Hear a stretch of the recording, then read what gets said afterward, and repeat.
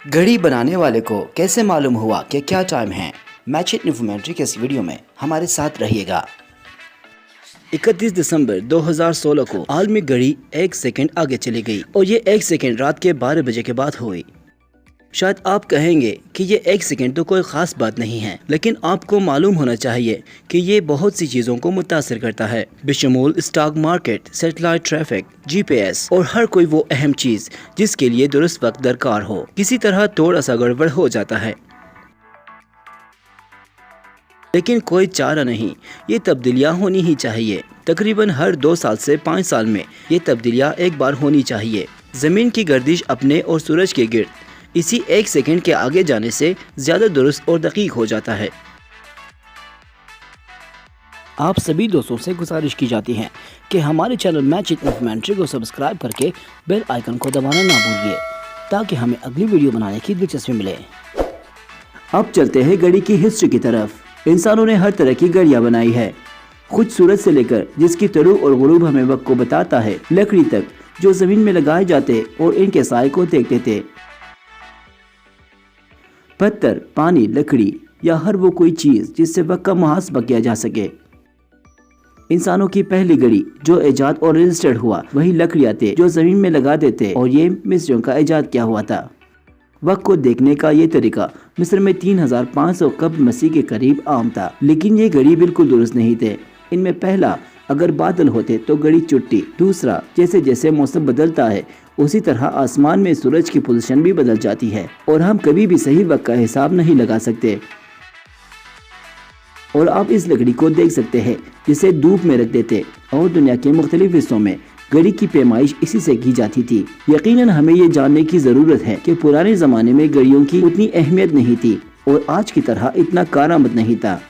سورج نکلتا تھا، سب اپنے کام میں شروع ہوتے، اور جب غروب ہوتے تھے تو سب اپنے گھر جاتے اور سو جاتے تھے۔ وقت آج کی طرح معنی نہیں رکھتا تھا۔ مثال کے طور پر آپ کو دوپہر کے 3 بجے ملوں گا، عام طور پر صبح اور رات کا معیار تھا۔ مثلاً ملنے کے وعدے کرتے تھے، صبح سویرے، دوپہر کو اور شام کے وقت۔ یہ اس زمانے کا گھڑی ہوا کرتا تھا۔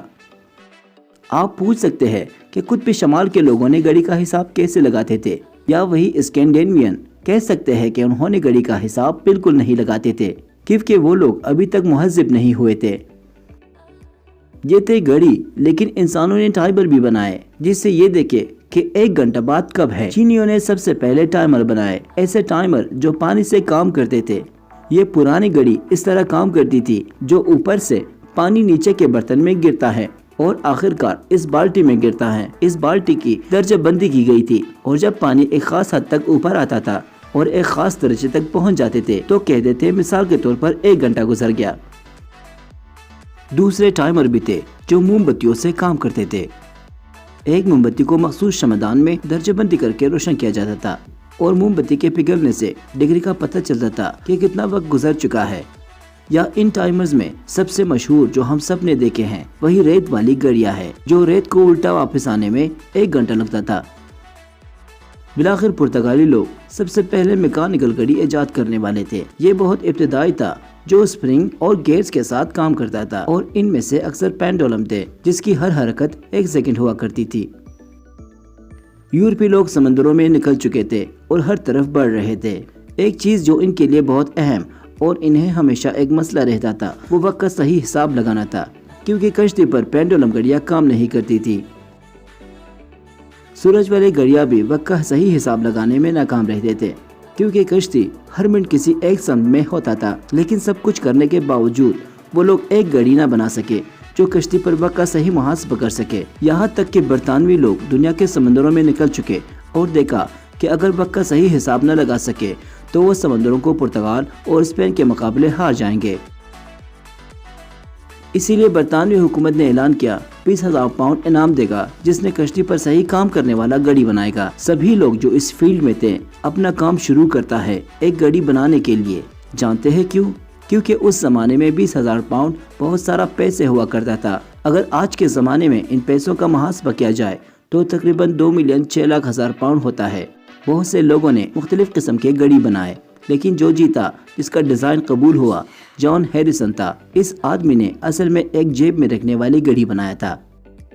जिसका नाम H4 रख दिया गया था। 20,000 पाउंड हलाल हो इन्हें, क्योंकि उसने एक ऐसी घड़ी बनाई जिसने दुनिया में इंकलाब बर्पा कर दिया था। ट्यूनिंग और स्प्रिंग से काम करता था और 24 घंटों में वो सिर्फ 1 सेकंड गलती करता था। ये घड़ी इस बाइस बनी कि बरतानिया उस जमाने में पुर्तगाल और स्पेन से आगे निकल जाए। पुरानी कहावत है, कुछ पाने के लिए कुछ खोना पड़ता है। 20,000 पाउंड देकर वो दुनिया की पहली ताकत बन गए। यह मॉडल घड़ियां सालों साल इस्तेमाल होता रहा, यहाँ तक कि 1960 में कॉटेज घड़ियां इजाद हुई। कॉटेज एक क्रिस्टल है जो डाइऑक्साइड से तश्कील होता है। कॉटेज की एक खासियत यह है कि जब आप इसे बिजली पहुंचाते हैं तो ये हरकत करता है।